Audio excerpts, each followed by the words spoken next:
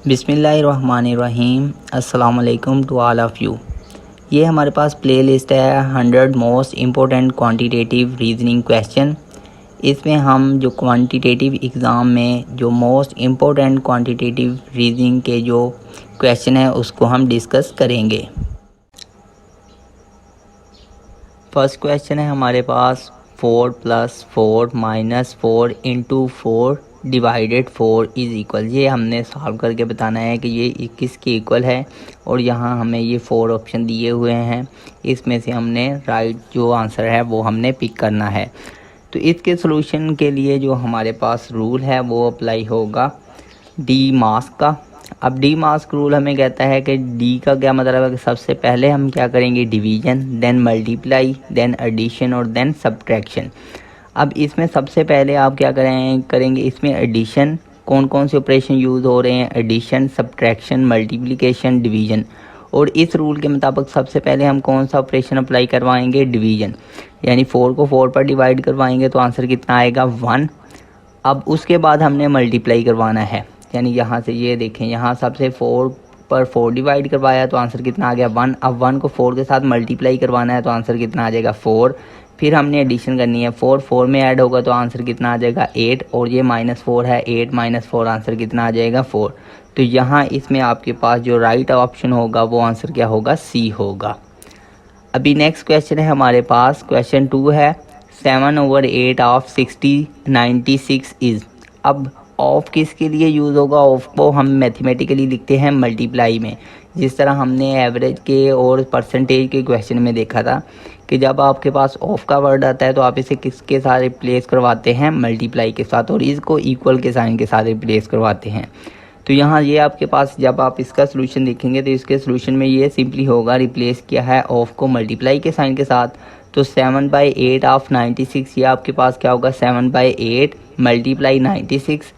अब ये 8 96 को कैंसिल आउट करेगा और इसको 7 के साथ मल्टीप्लाई करवाएंगे तो आपके पास आंसर कितना आ जाएगा? 84 आ जाएगा।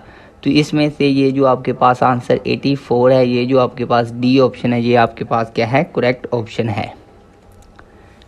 नेक्स्ट क्वेश्चन है हमारे पास, ये आपके पास 2 साइमल्टेनियसली लीनियरली इक्वेशन है, इसको आपने सॉल्व आउट करना है और इसमें एक्स और वाई की क्या करनी है? वैल्यू फाइंड आउट करनी है। If x + 3y = 12 and second आपके पास लीनियर इक्वेशन है -2x - 4y = 24, then what the value of x and y। अब आपने क्या करना है? x और y की वैल्यू को फाइंड आउट करना है।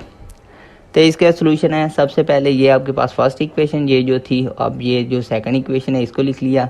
हम क्या करते हैं, ये जो आपके पास x है इसके कोफिशिएंट को हम सेम कर लेते हैं। अब इसी सेकंड इक्वेशन में x का कोफिशिएंट कितना है? -2। अब यहाँ हम क्या कर लेते हैं, x का जो कोफिशिएंट है उससे 2 कर लेते हैं। तो मतलब फर्स्ट इक्वेशन को हम क्या कर लेंगे? 2 के साथ मल्टीप्लाई करवाएंगे। तो 2 को जब हम फर्स्ट इक्वेशन के साथ मल्टीप्लाई करवाएंगे तो यहाँ से ये आपके पास क्या हो जाएगा? 2x + 3 के साथ जब 2 मल्टीप्लाई होगा तो क्या आ जाएगा? 6y। अब 12 के साथ 2 मल्टीप्लाई होगा तो 24। अब ये सेकंड इक्वेशन आ जाएगी। अब हम इन दोनों इक्वेशनों को ऐड कर लेते हैं। तो ये +2x है, ये -2x है, कैंसिल आउट हो जाएगा। अब ये आपके पास 6y है और ये -4y है, कितना आ जाएगा आपके पास? 2y। अब ये दोनों ऐड होंगे तो 48 आ जाएगा, 2 48 पर डिवाइड हो जाएगा तो y की वैल्यू आपके पास कितनी आ जाएगी? 24। अब y की वैल्यू 24 है, इसे हम फर्स्ट या सेकंड इक्वेशन किसी एक में पुट करके y की वैल्यू और x की वैल्यू हम फाइंड आउट कर सकते हैं। तो हमने फर्स्ट इक्वेशन में y की जगह क्या पुट कर दिया? 24। तो x + 3 × 24 = 12। इसे सॉल्व करेंगे तो यहाँ से x की वैल्यू कितनी आ जाएगी? 60। तो अब आप देख रहे हैं कि y आपके पास 24 है, x 60 है। तो इस ऑप्शन में देख रहे हैं किसमें आपके पास x 60 और y 24 है। ये जो आपके पास ऑप्शन बी है ये आपके पास क्या है? करेक्ट ऑप्शन है। नेक्स्ट क्वेश्चन देखते हैं।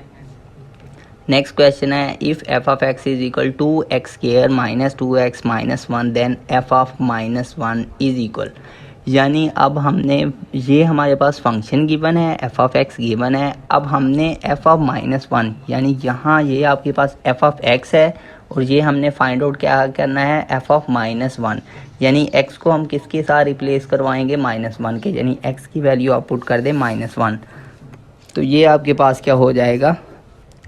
तो ये हमारे पास फंक्शन है f of x = x² - 2x - 1। अब x की जगह -1 पुट कर दें तो ये 2 और x की जगह -1 आ जाएगा, -1 का स्क्वायर, -2 x की जगह -1 आ जाएगा और साथ में -1।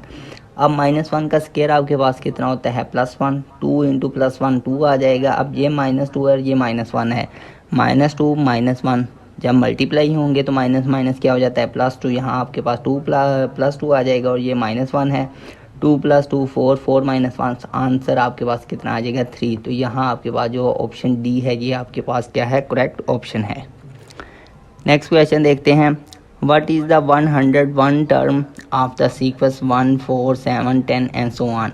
अब ये आपके पास एक सीक्वेंस गिवन है, इसकी हमने 101 टर्म हमने क्या करनी है फाइंड आउट करनी है कि 101 टर्म कौन सी होगी। अब इसका सॉल्यूशन सीक्वेंस आपके पास देखते हैं कि इस सीक्वेंस की जो टाइप है वो आपके पास कौन सी है। तो अगर हम इनका कंसेक्टिव टर्म का कॉमन डिफरेंस लेते हैं यानी 4 - 1 करते हैं आंसर कितना आएगा 3, 7 - 4 करेंगे आंसर कितना आएगा 3, 10 - 7 करेंगे आंसर कितना आएगा 3। तो इसका जो कॉमन डिफरेंस वो कितना आ रहा है 3 आ रहा है। अब जब किसी सीक्वेंस में कॉमन डिफरेंस 3 आ रहा हो तो इस तरह की जो सीक्वेंस होती है ये आपके पास क्या होती है अर्थमेटिक प्रोग्रेशन होती है, सीक्वेंस होती है। अब इसका जो फर्स्ट एलिमेंट है वो कितना है 1 है। तो इसके लिए जो हमारे पास nth टर्म का फार्मूला हम ये यूज़ करते हैं अर्थमेटिक प्रोग्रेशन सीक्वेंस में, an = a1 + n - 1 into D. अब d की वैल्यू ये है आपके पास 3 यानी कॉमन डिफरेंस है। n हमने फाइंड कौन सी टर्म करनी है 101th टर्म फाइंड आउट करनी है, यानी हमने n की जगह हमने क्या वैल्यू पुट कर देनी है 101। अब a1 इस a1 का मतलब क्या है कि सीक्वेंस की जो फर्स्ट टर्म है और इस सीक्वेंस की जो फर्स्ट टर्म है वो आपके पास 1 है, प्लस n की जगह आप क्या पुट कर दे 101 - 1 और d की जगह 3 पुट कर दे। इस एक्सप्रेशन को आप सॉल्व कर ले, 1 + 100 - 1 करेंगे तो कितना आ जाएगा 100 और 100 को 3 के साथ मल्टीप्लाई करवाएंगे, 300 और 300 में +1 करेंगे तो आंसर आपके पास कितना आ जाएगा 301। तो यहाँ ये जो आपके पास ऑप्शन सी है ये आपके पास करेक्ट ऑप्शन है। नेक्स्ट क्वेश्चन है, what is the sum of the sequence 10 20 30 40 and so on 1000। अब हमने इस सीक्वेंस का क्या करना है सम फाइंड आउट करना है। अब ये भी देखी जाए तो ये भी सीक्वेंस आपके पास अर्थमेटिक प्रोग्रेशन सीक्वेंस है। अब इसमें जो कॉमन डिफरेंस आ रहा है वो कितना आ रहा है 10 आ रहा है। 10 किस तरह 20, क्योंकि कंसेक्टिव टर्म का डिफरेंस देखना होता है। 20 में से 10 माइनस करें आंसर कितना आएगा 10, 30 में से 20 माइनस करें आंसर कितना आएगा 10, 40 में से 30 माइनस करेंगे आंसर कितना आएगा 10। तो मतलब ये आपके पास क्या है अर्थमेटिक सीक्वेंस है और इसकी जो a1 जो फर्स्ट टर्म है वो कितनी है 10, ये आपके पास क्या है फर्स्ट टर्म, और इसकी जो लास्ट टर्म है वो कितनी है आपके पास 1000। अब जब आपके पास अर्थमेटिक प्रोग्रेशन सीक्वेंस होती है और इसका अगर आपने क्या फाइंड आउट करना हो सम, तो इसका ये फार्मूला है, आपने सिंपली ये फार्मूला याद रखना है। जब आपके पास अर्थमेटिक प्रोग्रेशन सीक्वेंस होगी और इसका आपने क्या फाइंड आउट करना हो सम फाइंड आउट करना हो, एस ये सम को डिनोट कर रहा है, SN ये आपके पास इज इक्वल होता है n/2 इंटू a1 + an। अब इसमें हमें a1 भी पता है, a1 कितना है 10 और an होता है जो लास्ट nth टर्म है, इसकी nth टर्म आपके पास 1000 है, लेकिन हमें n नहीं पता। अब n नहीं पता तो n के लिए हम कौन सा फार्मूला यूज़ कर लेंगे, n मालूम करने के लिए हम an वाला फार्मूला यूज़ कर लेंगे। अब an में से हमने क्या फाइंड आउट करना है n को फाइंड आउट करना है। जिस तरह के लास्ट क्वेश्चन में हमने देखा था कि ये हमारे पास an का फार्मूला था, an = a1 + n - 1 into D. अब हमने ये n फाइंड आउट करना है। अब नेक्स्ट क्वेश्चन में an की वैल्यू हमें पता है 1000 है, = a1 की वैल्यू 10 है, प्लस n हमने फाइंड आउट करना है -1 और d की वैल्यू कितनी है 10 है सॉरी नेक्स्ट क्वेश्चन में। तो इस फार्मूले में आप वैल्यू फाइंड आउट कर देंगे इस क्वेश्चन के हिसाब से कि जो आपके पास वैल्यू है।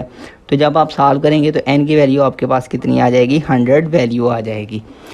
अब n की वैल्यू आपके पास 100 है तो यहाँ आप 100/2 इंटू a1 की जगह आप 10 पुट कर दे, प्लस an आपके पास जो nth टर्म है वो आपके पास 1000 है, इसको ऐड कर लें और इस 100 के साथ मल्टीप्लाई करवाने के बाद 2 के साथ आप डिवाइड कर दें तो आपके पास ये आंसर आ जाएगा। अब ये देख लें कि ये आंसर आपके पास ऑप्शन कौन सा है बी, तो ये आपके पास ऑप्शन बी क्या होगा करेक्ट आंसर होगा। अभी नेक्स्ट क्वेश्चन देखते हैं। नेक्स्ट क्वेश्चन है ये हमारे पास है 2 सर्कल हैं, consider the larger circle and the inner circle, यानी ये आपके पास बड़ा लार्ज सर्कल है और ये आपके पास क्या है इनर सर्कल, बड़े सर्कल के में का आपके पास क्या है इनर सर्कल है। पॉइंट ए, अब ये पॉइंट आपके पास ए है, is the centre of the larger circle. अब ये जो आपके पास लार्ज सर्कल है ना, इसका ये जो पॉइंट ए है वो इस पॉइंट बड़े सर्कल का क्या है, सेंटर है। सेंटर वाले यानी कि इस पॉइंट से इस सर्कल का जो डिस्टेंस होगा, कितनी भी आप सरकमफ्रेंस पर देखेंगे इस सर्कल पर, तो वो क्या होगा, इक्वल डिस्टेंस होगा। यानी इस पॉइंट से इस तरह इस पॉइंट पर जो लेंथ होगी वो इस सर्कल का क्या होगी, लार्ज सर्कल का क्या होगा, रेडियस होगा। अब point A is the centre of the large circle. If the line A B, अब लाइन ए बी ये आपके पास 2 पॉइंट है, इन 2 पॉइंट को अगर आप मिला देते हैं तो ये आपके पास होगी लाइन ए बी। अब ये बताया गया है if the line A B is 7 centimetre in length. अब ये जो आपके पास लेंथ लाइन है ए बी, इसकी जो लेंथ है वो कितनी है, 7 centimetre. What is the area of the larger circle, तो हमने बताना है कि लार्ज सर्कल का एरिया कितना होगा। अब यहाँ से अगर आप देखें कि ये जो आपके पास लाइन ए बी होगी, ये आपके पास जो बड़ा सर्कल है, लार्ज सर्कल है, उसका क्या हो जाएगा, रेडियस। तो मतलब लार्ज सर्कल का जो रेडियस है वो कितना हो जाएगा, 7 सेंटीमीटर हो जाएगा। अब रेडियस हमें पता चल गया है लार्ज सर्कल का, और लार्ज सर्कल का हमने एरिया फाइंड आउट करना है। तो अब हमें एरिया का फार्मूला पता है। एरिया आपके पास किसके इक्वल होता है, पाई आर स्क्वायर, और आर की वैल्यू हमें पता चल गई है कि ये आपके पास कितनी है, 7 सेंटीमीटर। तो सिंपली आर की जगह आप 7 वैल्यू पुट कर दें और पाई की वैल्यू पुट कर दें 22/7। तो इसे सॉल्व आउट करें तो ये आपके पास आंसर कितना आ जाएगा, 154 सेंटीमीटर। तो यहाँ ये जो आपके पास ऑप्शन ए, ये आपके पास करेक्ट ऑप्शन है, 154 सेंटीमीटर आपके पास आंसर आ जाएगा। नेक्स्ट क्वेश्चन हमारे पास 8 है।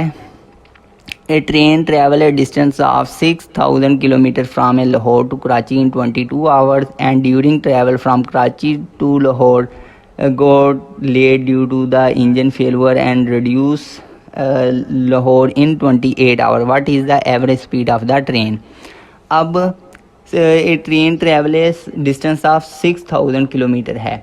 अब 6000 किलोमीटर सफ़र है लाहौर टू कराची, उसने कितने टाइम में कवर किया, 22 आवर में कवर किया। अब यही 6000 किलोमीटर जब कराची से वो लाहौर आएगी तो उसने वो इंजन फेलियर होने की वजह से उसने यही जो टाइम है ये कितने यही डिस्टेंस कितने टाइम में कवर किया है, 28 आवर में कवर किया है। अब हमने एवरेज स्पीड बतानी है कि जितने टाइम में वो गई है कराची और कितने टाइम में फिर वो लाहौर वापस आई है। इन दोनों जो डिस्टेंस का हमने एवरेज बताना है। तो एवरेज फाइंड आउट करने के लिए सबसे पहले तो हमारे पास जो टोटल डिस्टेंस वो कितना हो जाएगा, लाहौर से कराची जाने का डिस्टेंस कितना है, 6000, फिर कराची से लाहौर वापस आएगा तो फिर कितना हो जाएगा, 6000। तो दोनों को ऐड कर लें तो ये आपके पास कितना आ जाएगा, 12000 डिस्टेंस किलोमीटर होगा टोटल जो उसने डिस्टेंस कवर किया है। अभी टोटल टाइम कितना टेकन किया है, जाने के लिए टाइम उसने 22 आवर और फिर वापस आने के लिए 28 आवर। इन दोनों को ऐड कर दें तो टोटल आपके पास कितने आवर हो जाएंगे, 50 आवर हो जाएंगे। अब एवरेज स्पीड आपके पास होता है total distance over total time. Total distance आपने ये वैल्यू पुट कर दी और टोटल टाइम। अब 12000 पर 50 को डिवाइड करवा दें, 0 पर कैंसिल आउट हो जाएगा, 5 को इसके साथ कैंसिल आउट करेंगे तो आपके पास जो एवरेज स्पीड है वो कितनी आ जाएगी, 240 किलोमीटर पर आवर आपके पास क्या आ जाएगी, एवरेज स्पीड आ जाएगी। नेक्स्ट क्वेश्चन है, if 6 men can complete a work in 15 hour then how many hour it will take if 10 men working on the same speed complete the work. Question है, अगर 6 आदमी 15 घंटे लगाते हैं एक काम करने को, देन कितने घंटे लगेंगे अगर 10 आदमी वही सेम काम करेंगे। तो अब आपको पता है कि ये आपके पास प्रोपोर्शनल का क्वेश्चन है। अब ये आपके पास इन्वर्सली प्रोपोर्शनल है। अगर आदमी कम होंगे टाइम ज़्यादा लगेगा और जब आपके पास आदमी ज़्यादा होंगे तो टाइम क्या लगेगा, कम लगेगा। तो ये आपके पास क्या होगा, ये आपके पास इन्वर्सली प्रोपोर्शनल का फार्मूला अप्लाई होगा। अब 6 आदमी कितना टाइम लगा रहे हैं, 15 आवर लगा रहे हैं, और इसी तरह हमने 10 आदमी के लिए देखना है कि ये कितना टाइम लगाएंगे। तो आप 6 को 15 के साथ मल्टीप्लाई करवा दें जब इन्वर्सली प्रोपोर्शनल होता है, और दरमियान में इक्वल लिख दें, और 10 को x के साथ मल्टीप्लाई करवा दें। अब यहाँ से 10x आ जाएगा, 6 को 15 के साथ मल्टीप्लाई करवा दें तो 90 आ जाएगा, 0 से कैंसिल आउट हो जाएगा और x की वैल्यू आपके पास कितनी आ जाएगी, 9 आ जाएगी। तो जो आपके पास 10 आदमी होंगे वो 9 घंटे लगाएंगे सेम काम करने को। तो यहाँ आपके पास जो ऑप्शन सी है ये आपके पास क्या होगा, करेक्ट ऑप्शन होगा। नेक्स्ट क्वेश्चन है हमारे पास, the age of the Suhail, Afzal and Bilal are 17, 16 and 12 respectively. If the age of the Aslam also include the average of the age is increased by 5, what is the age of the Aslam? अब हमें पहले 3 edges given है, सुहेल की, अफजल की और बिलाल की, जो बताई गई है। सुहेल की एज कितनी है, 17 है, अफजल की एज कितनी है, 16 है और बिलाल की एज कितनी है, 12 है। अब इनकी हमने क्या निकालनी है, एवरेज निकालनी है। और इसमें एक और एज हमने एक और आदमी की एज इंक्लूड करनी है और वो नेक्स्ट आदमी आपके पास क्या है, असलम। तो जब इसकी एज इंक्लूड करेंगे तो आपके पास जो एवरेज है वो इंक्रीज़ हो जाएगी। कितनी इंक्रीज़ हो जाएगी, 5 हो जाएगी। तो अब हमने असलम की एज बतानी है, वो क्या होगी। तो पहले सबसे पहले हमने क्या किया है, पहले एवरेज निकाल ली है। ये जो आपके पास गिवन थी, ये आपके पास 16 प्लस 12 ओवर 5 3 करेंगे, क्योंकि एवरेज का फार्मूला क्या होता है, sum of quantities over number of quantities. तो यहाँ इनको ऐड करके 3 पर डिवाइड कर दें तो आपके पास आंसर कितना आ जाएगा, 15 आ जाएगा। तो यानी इनकी एज का जो आपके पास एवरेज आ गई है वो कितनी आ गई है, 15। अभी नेक्स्ट हमने इनकी एज में फाइंड आउट करना है कि अगर हम असलम की एज क्या कर देते हैं, ऐड कर देते हैं। अभी हमें असलम की एज नहीं पता। अभी नेक्स्ट हम कंसीडर कर लेते हैं कि जो असलम की एज है वो आपके पास कितनी है, x है। तो अब जब आप असलम की एज को भी कंसीडर करेंगे तो अब आपके पास जो एवरेज है वो कितनी इंक्रीज़ हो जाएगी, 5 इंक्रीज़ हो जाएगी। तो अभी न्यू जो जब हम एवरेज फाइंड आउट करते हैं तो वो आपके पास क्या होगा, सम ऑफ क्वांटिटीज़। अब सम ऑफ क्वांटिटीज़ कितना होगा, 17 प्लस 16 प्लस 12 प्लस x हमने किसकी एज इंक्लूड की है, असलम की।